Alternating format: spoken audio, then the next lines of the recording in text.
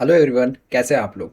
तो चलो, कल मैंने एक बात करी थी, एक वीडियो बनाया था जिससे मैंने कहा था कि निफ्टी के लिए 21,743 is a very crucial line, very crucial zone जो किसी भी हाल में बचना चाहिए if it has to escape from the brutal sharp correction in the future.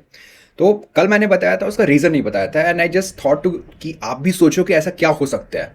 और मैंने ये भी बताया आपको कि मैं जो भी एनालिसिस कर रहा हूँ that is purely based on the डाउ थ्योरी एंड प्राइस एक्शन। उसके अलावा कोई दूसरी थेसिस और कोई भी इंटेंशन जो इंट्यूशन कहते हैं ना, गट ट्रेडिंग करते हैं, वो मैं नहीं करता हूँ। इसलिए सबसे पहले देखो, अभी मैंने आप देख रहे होगे, आपको चार्ट दिख रहा होगा, ये निफ्टी इंडेक्स के स्पॉट का चार्ट है, और अगर आप देखो तो ये अप्रॉक्स 25 ईयर्स का चार्ट है। दूसरी चीज क्या है कि मैंने यहाँ पे लगाया हुआ है क्वार्टरली चार्ट्स। मतलब यहाँ पे जो एक कैंडल है, एक कैंडल आप देख रहे हो, ये रिप्रेजेंट करता है 90 डेज ऑफ ट्रेडिंग को। मतलब 90 डेज अगर आप इसमें एक्सक्लूड कर दो जो नॉन वर्किंग डेज होते हैं, मतलब सैटरडे संडे, तो करीब 75-76 डेज की ट्रेडिंग होती है। अभी इंपॉर्टेंट चीज़ क्या है, मैं बताना चाह रहा हूँ कि निफ्टी इंडेक्स जब से अस्तित्व में आया है, मतलब अप्रॉक्स 1996 में बना था, तब से निफ्टी ने कभी भी क्वार्टरली चार्ट पे, ध्यान समझना, क्वार्टरली चार्ट पे जो स्विंग लो होता है, जो प्रीवियस स्विंग लो होता है, उसके नीचे क्लोजर नहीं किया है, ना उसे टच भी किया है। एज एन एग्जाम्पल तुम समझना, मैंने यहाँ पे अभी, तुम अगर ये चार्ट देख रहे होगे तो देखो, यहाँ पे मैंने एक लाइन यहाँ पे की हुई है, मार्क की हुई है, यहाँ पे एक मार्क किया हुआ है, एक यहाँ पे मार्क किया हुआ है, इसी तरह मतलब 8-9 लाइन मार्क की हुई है जो अप्रॉक्स 2000 से चली आ रही है।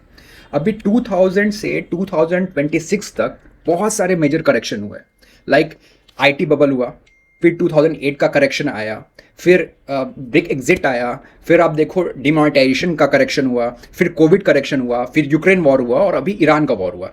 बट अब मार्क करना एक चीज़ जो बहुत क्रूशियल है, कभी भी क्वार्टरली चार्ट पे इसने अपने प्रीवियस स्विंग लो को भी टच नहीं किया है। अब ब्रेच करने की तो बात हटा दो।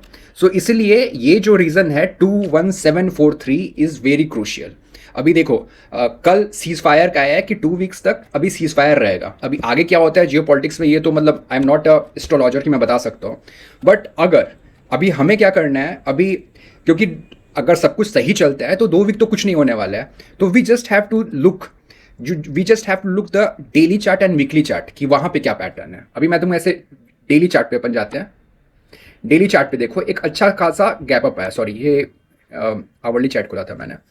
अभी देखो यहाँ पे एक गैप आई है, तो ऑब्वियसली ये जो गैप है, ये गैप तो होगा फिल।